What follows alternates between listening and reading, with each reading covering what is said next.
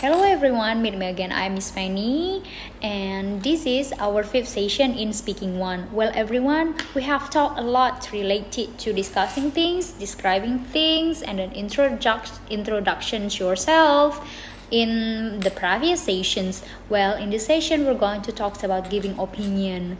In discussing some things, you usually express your opinion. Now, in English, there are several expressions that are often used in express the opinion. You are going to discuss and learn about these expressions in terms of in my opinion, according to me, I believe, or I think.